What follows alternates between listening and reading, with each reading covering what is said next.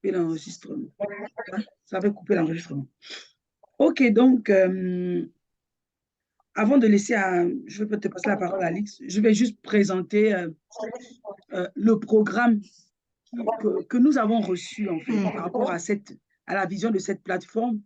Comme disait Ebosso tout à l'heure, tu disais que tu es un peu perdu, même ton énergie est en baisse et même tes connaissances commencent à prendre un coup et c'est quelque chose qu'on vit quand on est au chômage, en fait. Moi, je faisais un témoignage, je crois, c'est Alix, que je disais que quand j'étais au chômage, parfois j'oubliais la couleur même du vêtement que j'avais la veille. Il m'arrivait de dire à mon mari, mais je cherchais mes habits que j'avais hier. Il me dit, mais comment tu peux chercher tes habits que tu avais hier? Je dis, mais je cherche en fait. Il pensait que je blaguais en fait. C'est comme s'il commençait à avoir des trous dans ma mémoire. Le fait que je sois à ne pas... Parce que le cerveau, il est fait de sorte qu'il assimile les choses. Et donc, lorsqu'il reste sans assimilation, il commence à créer des vides en fait. Et c'est ce qui peut se passer. Et ça, c'est normal. Ce que tu vis est normal. Et donc, ce que nous avons pensé judicieux pour pouvoir accompagner les femmes, pour ne pas rester que dans le talk show, on s'est dit qu'on va mettre un programme d'abord de prière pour les femmes. On va prendre 7 jours de jeûne et prière. Pourquoi on va prendre 7 jours de jeûne et prière? Parce qu'on a compris une chose, c'est que la prière a la capacité déjà d'aller restaurer une âme. Parce que quand on est au chômage, on est blessé dans son âme. On est blessé dans son homme intérieur. Déjà à cause de la pression qu'on peut vivre de la société, du regard des autres, de la famille, du mari. Et aussi tout ce qui est comme le rejet, la honte. Et dans le monde spirituel, en fait, c'est des esprits. Hein. On peut parfois dire l'esprit de honte, l'esprit de peur. Pourquoi?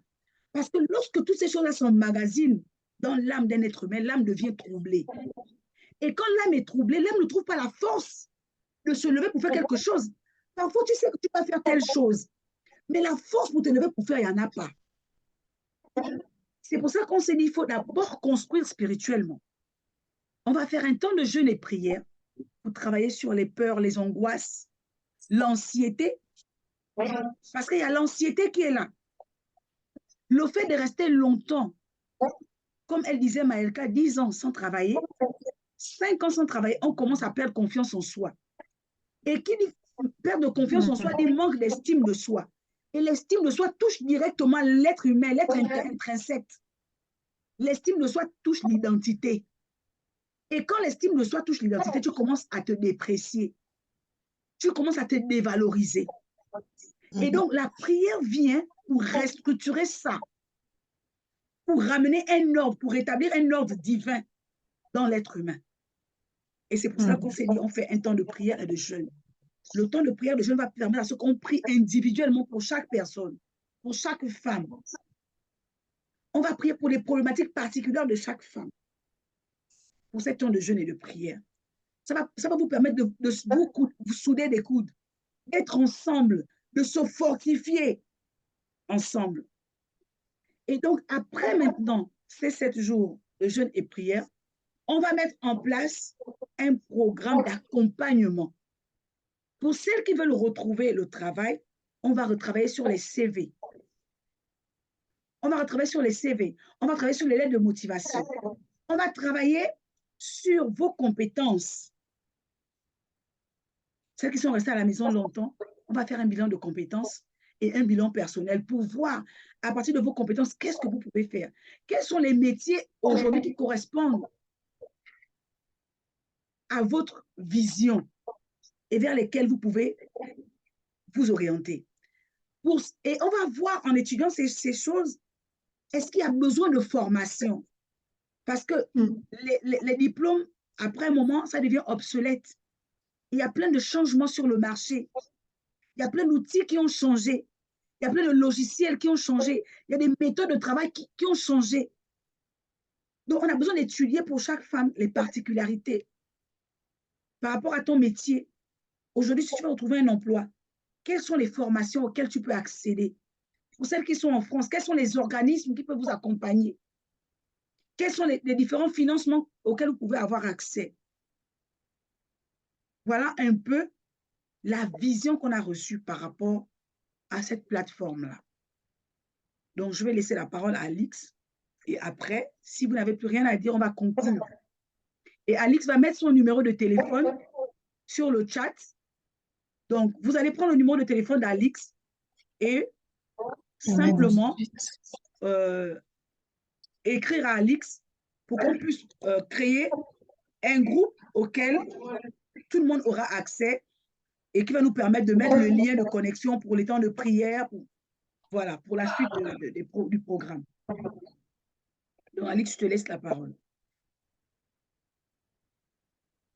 Oui, donc, alors, vu que Sandra et Ebosso nous ont rejoints un peu en retard, on a parcouru pas mal de choses, cette phase de chômage. Et moi, j'aimerais dire que nous ne devons plus parler de chômage, mais parce que ça a une connotation très négative. Quand tu dis chômage, c'est tellement négatif. Je parlerais plutôt de phase de transition, de reconversion, de recherche de soi. Parce que comme je l'ai dit, il faut prendre cette phase comme le transformer en opportunité pour vraiment se recentrer sur soi, de savoir ce que tu veux réellement. Parce que avoir un emploi, c'est bien, mais peut-être que Dieu t'appelle à autre chose, et c'est ce que je viens de dire. Dieu t'appelle peut-être à autre chose parce qu'il a déposé en toi des dons et des talents qui peuvent être mis au service des autres. Euh, pour le moment, Ebosso est à la maison. Essaie de voir ce que tu peux faire à la maison. Essaie ce que tu peux faire qui peut rapporter de l'argent.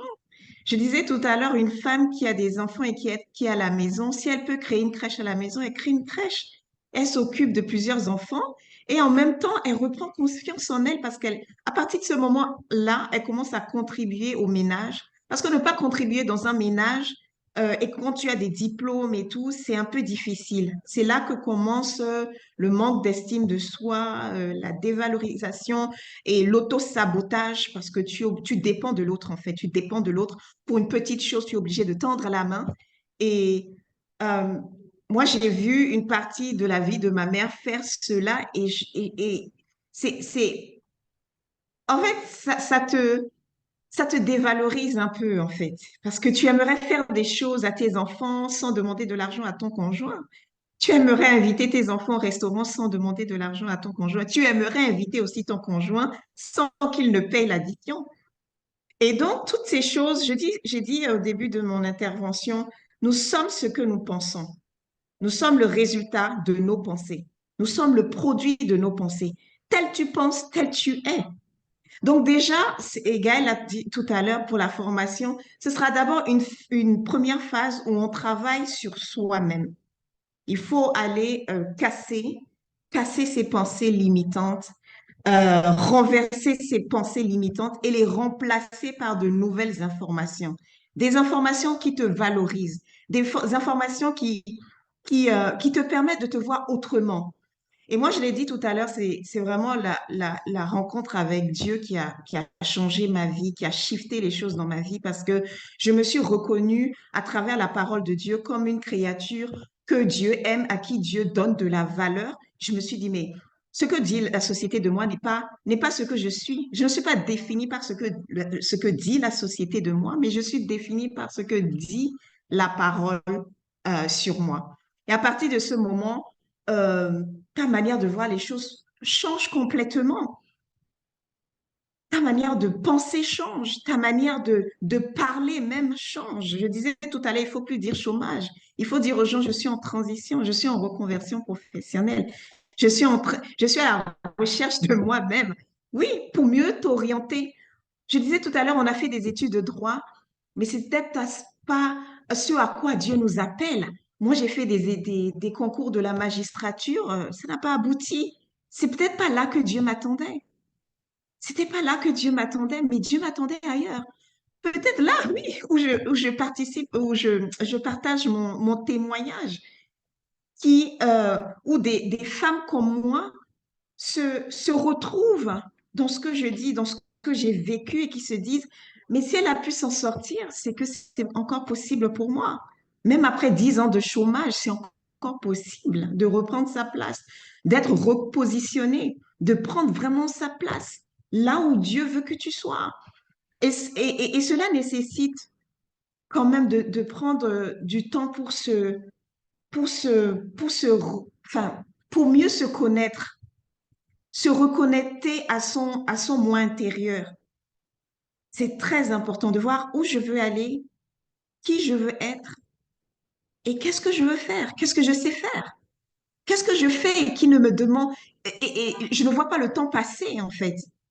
Gaël l'a dit tout à l'heure, on peut être médecin et puis tu es meilleur en cuisine. Le fait que tu sois en train de cuisiner va plus impacter des gens que le fait que tu sois médecin tout simplement. Et donc, il faille en fait trouver son appel, c'est très important. Il faille trouver son appel, ce à quoi Dieu t'a créé. Et c'est dans ça que tu te déploies, que tu excelles et que tu deviens vraiment une solution pour les autres. Et je suis sûre, Ebosso, Maëlka, Lise, que Dieu a un plan merveilleux pour chacune de vous. Et si moi, j'ai pu passer par ces phases où j'ai vraiment, je me voyais comme quelqu'un, une femme inutile.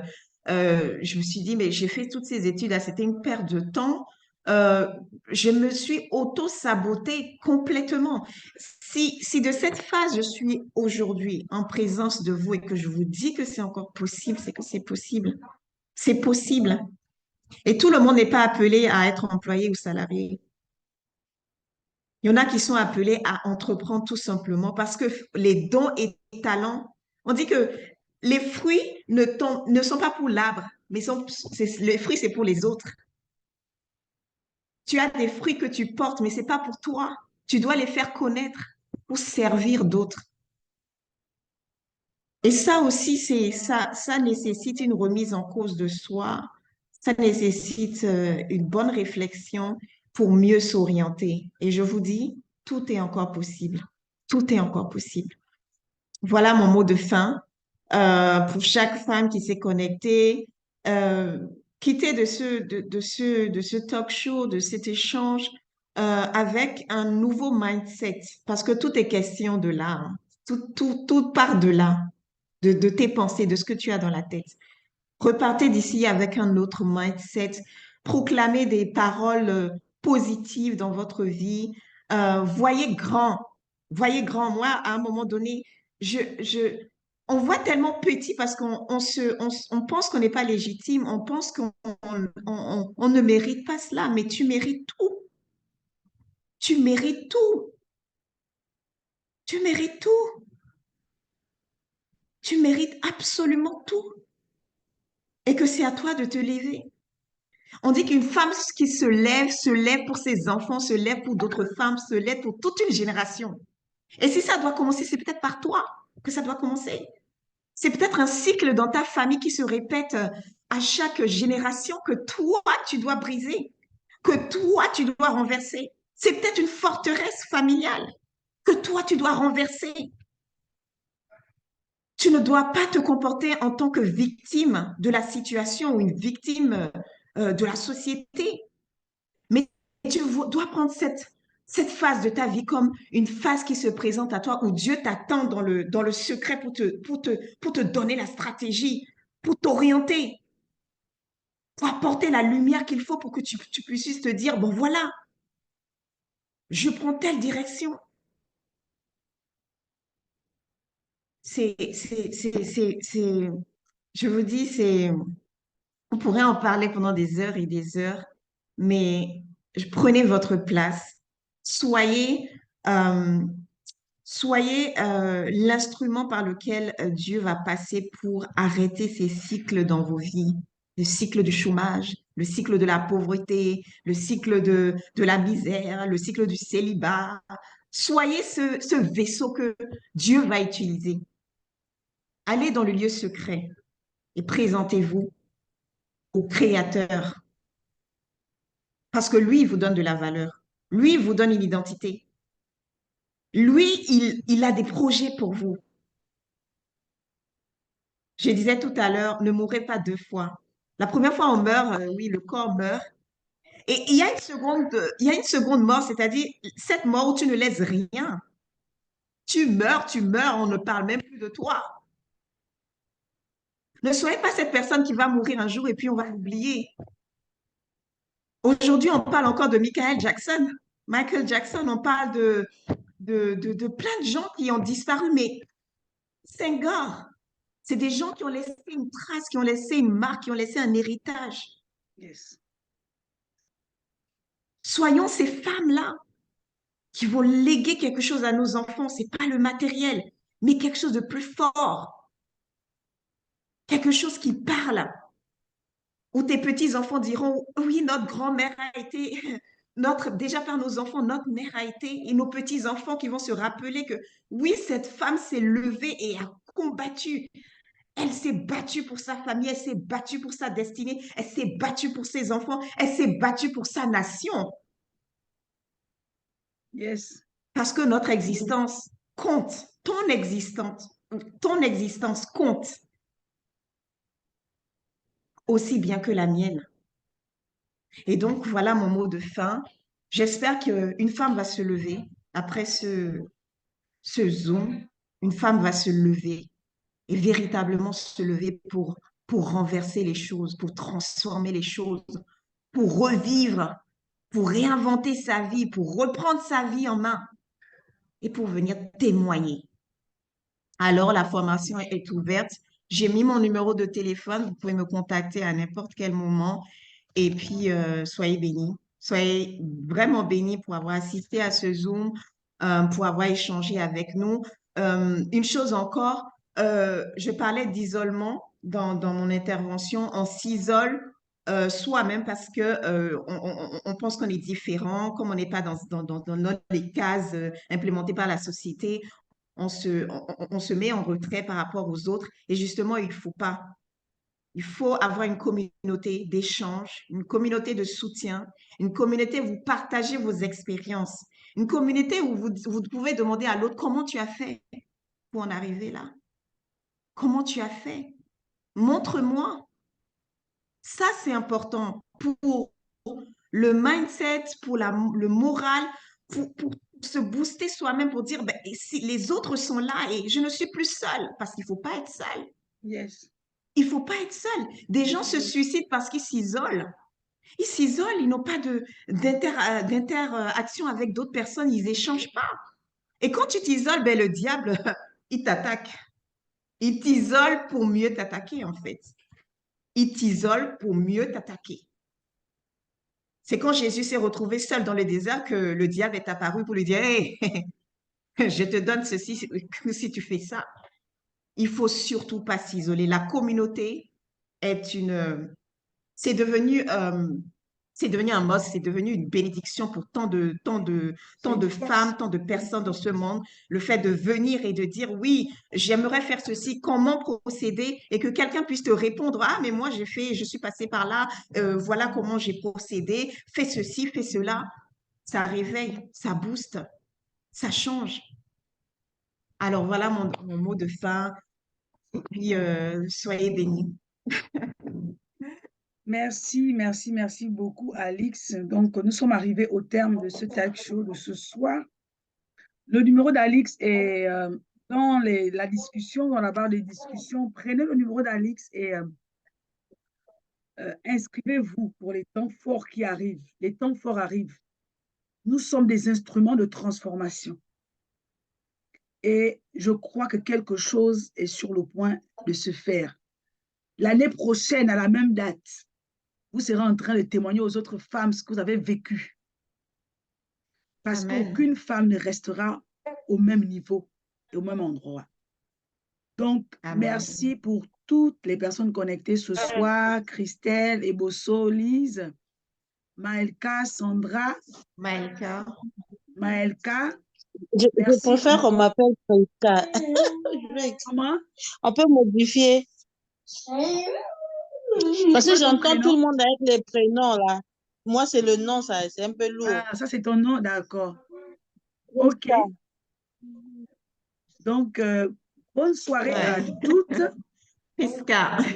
C'est Prisca, d'accord, Prisca. Merci. Donc, vraiment, bonne soirée à toutes et merci pour la confiance. Merci vraiment pour la confiance et merci à vous. On se reconnecte d'ici peu. Donc, laissez vos contacts à Alix et que Dieu vous garde, Dieu vous bénisse, Dieu vous fortifie et que cette nuit soit agréable pour chacune d'entre vous. Amen. Je vais faire une prière avant de terminer quand même. La Bible dit que la fin d'une chose n'est que son commencement. Excellent Père de grâce, ce soir, nous venons te bénir et te glorifier. Nous venons t'exalter et te dire que tu es grand et tu es puissant. Merci parce que ce n'est pas la volonté d'un homme, Père, que nous sommes en train d'accomplir ce soir. C'est ta volonté à toi parce que tu es celui qui inspire. Alors que tu as inspiré ces moments, Père, nous te rendons grâce parce que nous avons obéi à ta voix. Merci, Père éternel, de ce que tes enfants ont parlé ce soir. Les cœurs se sont libérés ce soir. Nous te rendons grâce de ce que tu apportes la paix dans chaque cœur ce soir au nom de Christ Jésus. Merci parce que nous croyons que la vie de ces femmes ne sera plus jamais la même parce que tu apportes la force et tu apportes le déclic dans chaque vie au nom de Christ Jésus. Merci parce que nous croyons, Père, que tu as dit dans ta parole que tu as des plans de paix et non de malheur et un avenir et de l'espérance. Merci parce que chaque femme, Seigneur, oh Dieu, ce soir part avec cette pensée que tu n'as que des plans de paix pour elle.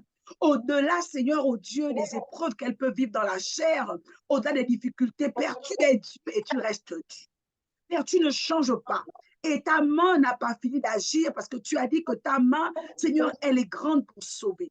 Alors je crois que ce soir, Père, Seigneur, tu visites chaque femme dans sa maison, Seigneur, et tu apportes, oh Dieu, de la clairvoyance dans leur esprit.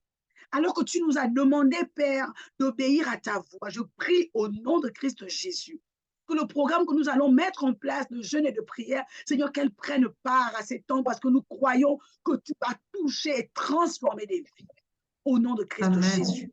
Seigneur, ces temps vont être là, Seigneur, pour détruire, Seigneur, les forteresses, pour détruire, Seigneur, les esprits de trouble, pour détruire, Seigneur, toute forme de pensée négative qui les embrigade et qui les empêche d'avancer et de manifester leur plein potentiel. Nous te disons merci parce que nous savons que tu es à l'œuvre et tu vas te manifester. Merci encore pour ce soir. La fin, Seigneur, de cet instant n'est pas la fin de ta présence. Visite chaque femme d'une façon particulière et que ta faveur et ta grâce les accompagnent cette semaine. Merci pour tout et que ce soir soit glorieux. Seigneur, accorde-leur un sommeil doux et paisible. Seigneur, que ton nom soit béni et glorifié. C'est avec action de grâce que nous avons prié ce soir et nous disons tous Amen. Amen. Allez, bonne soirée. Amen. Amen. Bonne soirée. Bonne soirée. Shalom, shalom. Bye. Shalom. Amen. Bonne soirée. Merci. Merci beaucoup. Bonne soirée. Bonne soirée.